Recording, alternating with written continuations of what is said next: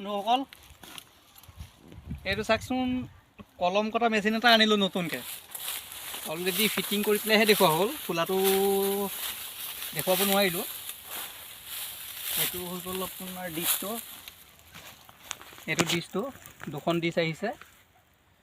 আৰু এইটো চেফগাৰ্ড হয় এইটো হেণ্ডেল বুলি ক'ব লাগিব ইয়াতে এক্সিলেটাৰটো আছে এইটো হৈ গ'ল ছুইচটো অফ অন ষ্টাৰ্ট কৰা আগ মুহূৰ্তত আৰু বন্ধ কৰিবলৈ হ'লে এইটো ছুইচ অফ আৰু অন আছে আৰু ইয়াৰ ষ্টাৰ্ট দিয়া এইটো হয় প্লাছ তেল ভৰাব লাগিব আৰু মেইন ইঞ্জিনটো এইটো হয় ইয়াত আপোনাৰ এটা ক্লিপ আছে ক্লিপটোৱে আপোনাৰ ইয়াৰ এক্সেলটো ঘূৰাব এক্সেলটোৱে আকৌ গৈ পেলাই আপোনাৰ ডিছটো ঘূৰাব এইটো গাড়ীৰ নিচিনা আছে গাড়ীত যেনেকৈ হেৰি আছে এইটো কি কয় ক্ৰছ চিষ্টেমৰ এইটো আছে এতিয়া এইটো মই ষ্টাৰ্ট দিওঁ এইটো অফ আছে অন আছে অলৰেডি এইটো অফ হয় অন কৰি দিলোঁ তাৰপিছতে এইটো ধৰি টানিব লাগিব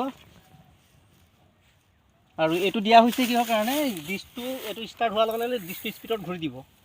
এই ষ্টেণ্ডটো দিয়া হৈছে এইটো কাৰণে যাতে ডিছটো মাটিত লাগি নাথাকে সেইটো কাৰণে এই বস্তুটো দিয়া হৈছে প্লাছ চেফগাৰ্ড বুলি কোৱা হয় ইয়াকে